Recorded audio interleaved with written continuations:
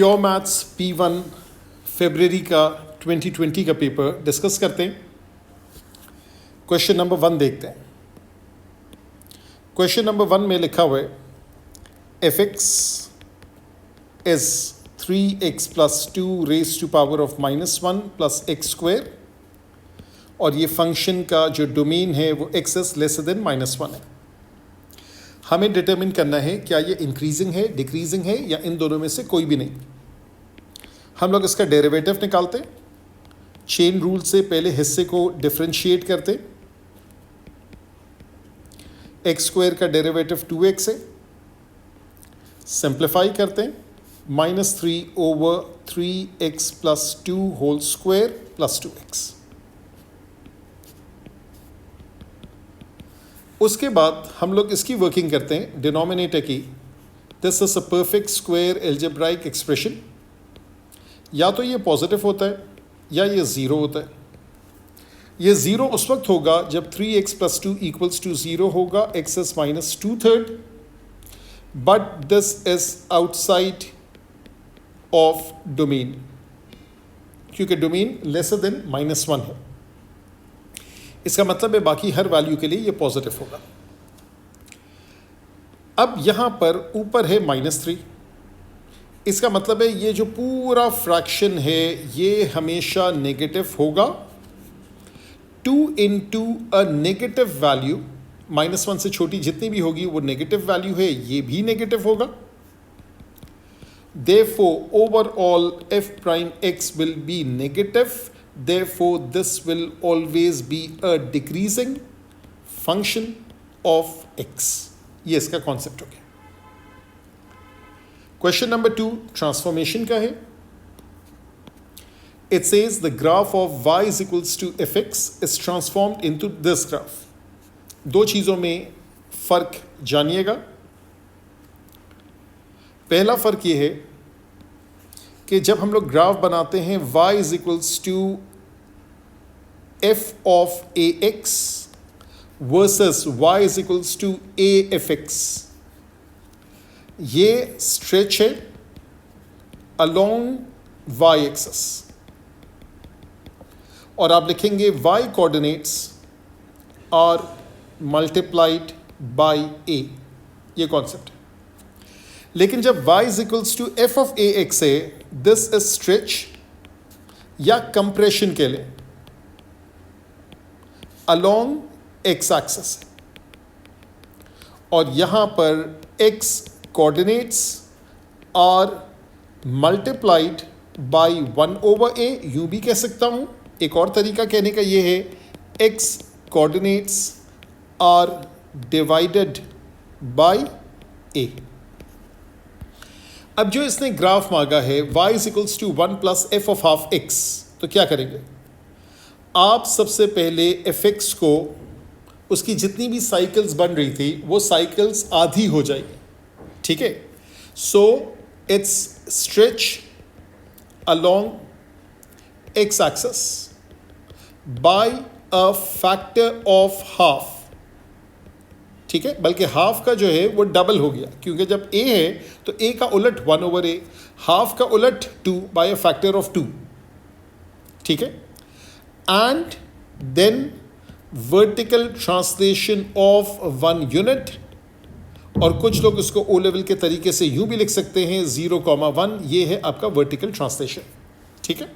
इस तरीके से ये ग्राफ बनेगा।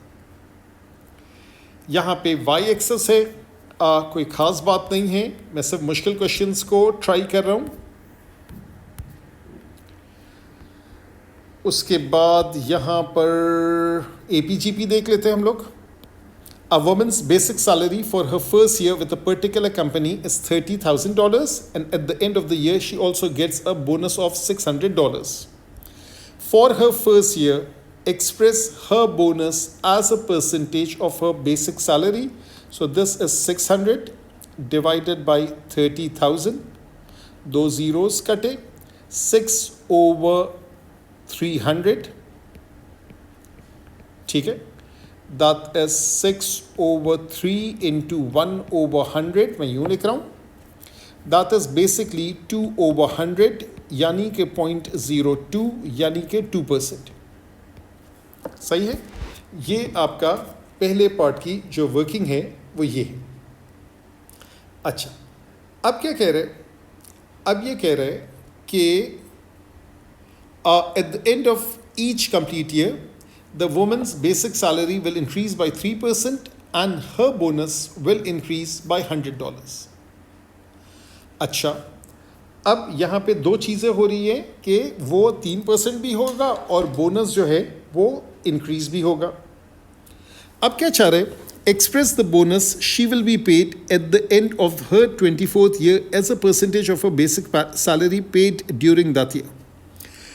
अब देखें, बोनस जो है वो AP है, ठीक है, और इंक्रीज जो है तो एक का नाम मैं रख देता हूं इंक्रीमेंट, ये है बाई 3%, और उसके बाद मैं रख देता हूं बोनस, ये है बाई $100। ठीक है। इंक्रीमेंट वाली जो चीज़ है ये ज्योमेट्रिक प्रोग्रेशन है, बोनस वाली जो चीज़ है ये अरिथमेटिक प्रोग्रेशन है।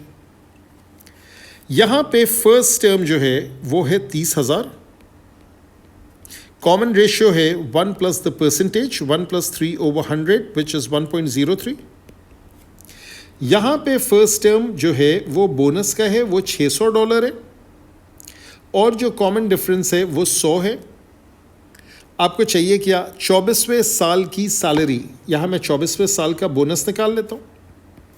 That is A plus N-1D, that is 600 plus 23 into 100, 2300 और 600, दैट इज 2900।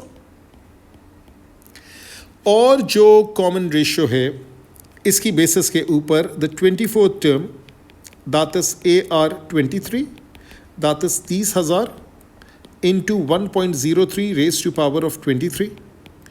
इसको सिंप्लीफाई करेंगे तो ये आता है 59207.60। अब देखें क्या पूछ रहा है। इसने पूछा है bonus as a percentage of the basic salary paid during that year. ठीक है, तो इसकी सैलरी बढ़ के तो यहाँ तक पहुँच गई है 24वें साल। So therefore the working is 2900 divided by 59207.60 multiplied by 100 and that is your percentage। सही है। अच्छा जी, ये क्वाड्रेटिक है, इसको आगे बढ़ा देते हैं। Gradient find the value of A, ये ज़रा से कर लेते हैं, बहुत दिनों से नहीं किए। dy by dx is equals to 2x plus 3 raised to power of half minus x, और उसके बाद है curve has a stationary point at A14 where A is a positive constant। तो आप stationary point इसको 0 किया, this is 2 14 sorry A plus 3 1/3 minus x, x की value मैंने A लिखी, एंड उसके बाद मुझे A निकालना है। So therefore 2A plus 3 raised to power of 1/3 is equals to A plus 3 raised to power of 1/3 is equals to A over 2। Cube both sides, A plus 3 is equals to A cube over 2। और अब ये एक आपकी question number 10 में आपकी एक ये cubic equation बन गई है। ठीक है, अब यहाँ पर माय बैड, सॉरी, ये 1/3 नहीं है, ये क्यूबिक नहीं है, ये क्वाड्रेटिक ही है। ये मैंने गलती से ये लिख दिया क्योंकि क्यूबिक होती तो ये सॉल्व नहीं कर सकते थे। ठीक है, तो ये स्क्वायर हो गया, और यहाँ पे हाफ है, यहाँ पे हाफ है, यहाँ A स्क्वायर ओवर 4 हो गया। उसके बाद 4A plus 12 is equals to A square, therefore A square minus 4A minus 12 equals to 0 and pick the positive value। Determine the nature, वो हो जाएगा, no big deal। Find the equation of the curve। equation of the curve इसको integrate करेंगे। A की दो values आती है, हम 6 लेंगे, तो this is 2x plus 3 raised to power of half minus x। 2x plus 3 raised to power of half minus x, इसको इंटीग्रेट करेंगे, और आपका कोऑर्डिनेट है 6 when x is 6 y is 14। इसको प्लग इन करेंगे तो you will find the constant of integration c इस सी को निकालने के लिए इसको इवैल्यूएट करेंगे। अच्छा जी, अब एक और क्वेश्चन था, सॉरी वो मिस हो गया, वो ये वाला क्वेश्चन है। इस क्वेश्चन को देख लेते हैं फंक्शंस का। Express this thing in this form, so this is 2 bracket x square plus 6x plus 11 over 2, that is 2x square plus 6x plus bracket square minus bracket square plus 11 over 2. what goes inside the bracket? inside the bracket जो है वो 3 जाएगा, 3 जाएगा। this is 2x plus 3 whole square minus 9 plus 11 over 2. या तो आप simplify करके open up करें, ये एज इट इज कर लें। 2x plus 3 whole square minus 18 plus 11, therefore 2x plus 3 whole square minus 7, और फॉरन मैं इसके नीचे लिख देता हूँ ax minus h whole square plus k. a is positive, that's the shape, and minus 3 comma minus 7, that's the coordinate of the turning point. अब इसने ये कहा the function is defined by such and such, find an expression for f inverse and this thing. अच्छा जी, x is lesser than or equal to -4, मैं इसकी पूरी working नहीं करूँगा, सिर्फ ये बता दूंगा स्क्वायर रूट में माइनस साइन आएगा because left of turning point जाते हैं। और उसके बाद फिर क्या होगा कि जब मैं एफ एक्स के अंदर that's is 2x plus 3 whole square minus 7, जब मैं इसके अंदर -4 रखूँगा, -4 plus 3 is -1, -1 square is 1, 2 minus 7 is -5. F x लिखा, एफ इनवर्स लिखा, डोमेन लिखा, रेंज लिखा, डोमेन लिखा, रेंज लिखा। डोमेन है x is lesser than or equal to -4, range is fx is greater than or equal to -5. ये हो गया x is greater than or equal to -5 and domain range of the inverse function is less than or equal to -4. ये चीज़ भी हो गई। अब क्या चाह रहे हैं? अब ये चाह रहे हैं कि the function gx, ये जो है 2x minus 3, solve the equation, this is easy, I'm ignoring that. अगर वो कहता है gx 2x minus 3 है, x is lesser than or equal to k है, जब मैं g of k निकालूंगा that is 2k minus 3.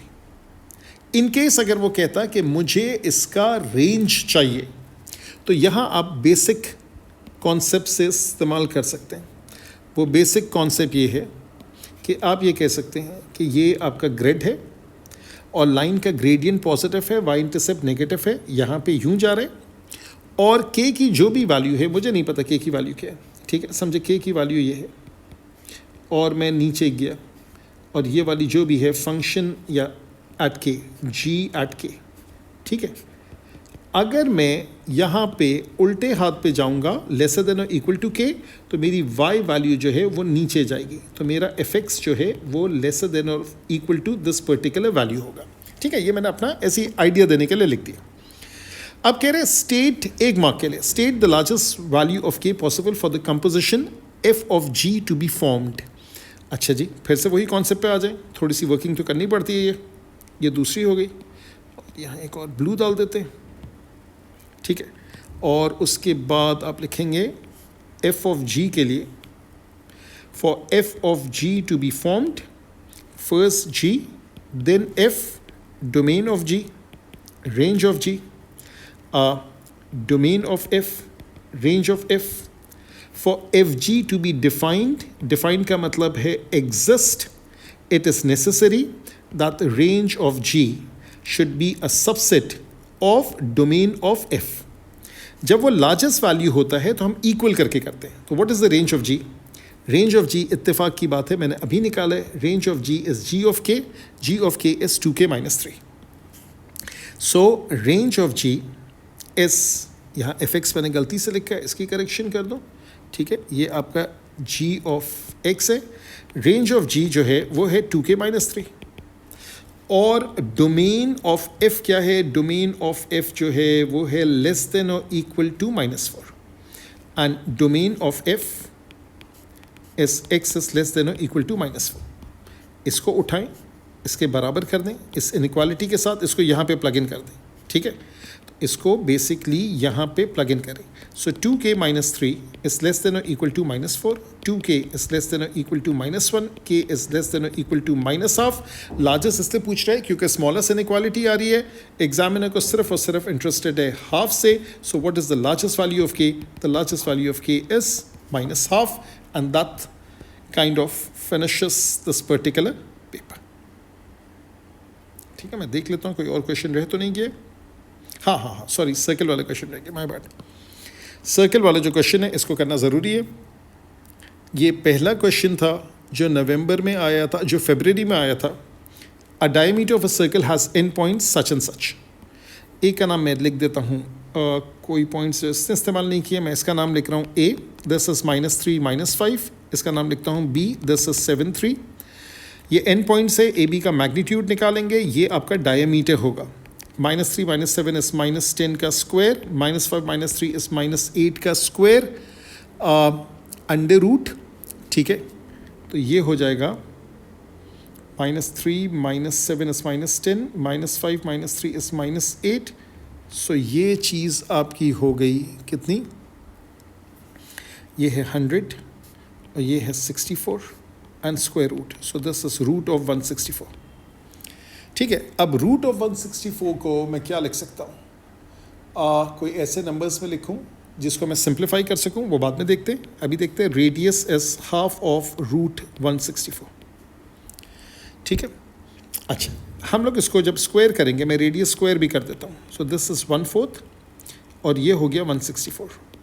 अब जब मैं डिवाइड करूँगा तो 41 आ गया. तो आर स्क्वायर की वैल्यू जो है 41, तो मुझे खामखा रैशनलाइज करने की ज़रूरत नहीं है, मैं इसको इस्तेमाल करूँगा. मिड पॉइंट m जो है वो -3 + 7 divided by 2 and -5 + 3 divided by 2. m जो है वो 7 - 3 is 4/2 is 2 and this is -2/2 is -1. Radius square जो है, रेडियस जो है वो टेक्निकली रूट 41 है. So therefore x - 2 whole square, y - -1, y + 1 whole square is equals to 41. This is the equation of the circle. अच्छा, अब क्या कह रहे हैं? The circle is translated by 8 4. समझे, इस सर्कल का जो सेंटर था वो यहाँ था. ठीक है, क्या था ये? 2n -1. और इसको हम लोग 8 4 ले जा रहे हैं. तो इसका मतलब है आप 8 यूनिट सीधे हाथ पे जाएंगे, 8 यूनिट राइट. तो ये जो आपका 2 है, ये 8 यूनिट जाके ये कितना हो जाएगा? ये 10 हो गया. इसी तरीके से जो 4 यूनिट्स ऊपर लेके जाएंगे, ठीक है, तो ये है -1. -1 को 4 यूनिट्स ऊपर लेके गए तो ये हो गया -3. ठीक है, इसका मतलब है जो नया सेंटर है वो हो गया 10 एंड -3. ठीक है, 10 and 3, सॉरी, ऊपर जा रहे हैं तो ये 3 हो गया. इसका रेडियस वही हो गया root 41. Therefore the equation is x - 10 whole square, y - 3 whole square is equals to 41. That's the equation of the circle. अच्छा, अब मुझे ये डायग्राम की ज़रा ज़रूरत है और इस डायग्राम में से मैं इसको ज़रा इरेज करना चाहूँगा. ठीक है, इसको ज़रा सा इरेज कर देते हैं. ठीक है, और इस डायग्राम को ज़रा मैं कॉपी कर लेता हूँ.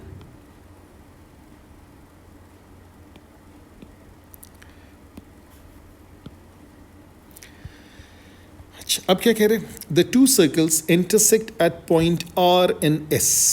ठीक है, ये बड़ा अच्छा सवाल है. The 2 circles intersect at point R and S. Show that the equation of R and S is such and such. अच्छा जी, एक का सेंटर का नाम रख देते हैं K और इसके सेंटर का नाम रख देते हैं L. ये जो लाइन बनेगी, पतली सी लाइन बना देते हैं ब्लू में, ये लाइन और ये वाली लाइन इसका परपेंडिकुलर बाइसेक्टर होगा. ठीक है, ये इसकी प्रॉपर्टी है कि इन दोनों को ज्वाइन करेंगे तो ये परपेंडिकुलर बाइसेक्टर होगा. यहाँ पर अगर हम ये प्रॉपर्टी इस्तेमाल करते हैं तो एक का सेंटर जो है वो है 2n - 1 और दूसरे का है 10 and 3. तो K is the centre 2n - 1 and L is the centre 10 and 3. इसका मिड पॉइंट निकालें. इसका मिड पॉइंट है 12/2, इसका मिड पॉइंट है 2/2. So that comes out to be 6,1. इसका ग्रेडियंट भी निकालने के एल का, that is -1 -3 over 2 minus 10, that is -4, this is -8, that comes out to be +12. और नज़र भी आ रहा है आपको साफ साफ. Therefore gradient of RS would be -2. वो गुजरेगा कहाँ से? वो गुजरेगा M से. ठीक है. So y minus y1 is equals to -2x minus 6, y minus 1 is -2x plus 12, y is equals to -2x plus 13. That's the equation of the line RS. Perfect. सही है. अब क्या चाहिए? Hence show that x coordinates of R and S satisfies this equation. अब ये RS जो है वो दोनों सर्कल्स को काट रहा है, किसी के साथ भी सॉल्व कर लें. Either or. Y is equals to -2x plus 3. Y is equals to -2x plus 13, not 3, 13. इसको C1 की equation x minus 2 whole square y plus 1 whole square is equals to 41, या इसको C2 की equation x minus 10 whole square y minus 3 whole square is equals to 41. इन दोनों को simultaneously solve करेंगे, इसका सेटअप बनाएंगे. Hence you will find the equation that's written upstairs, and that finishes this particular paper.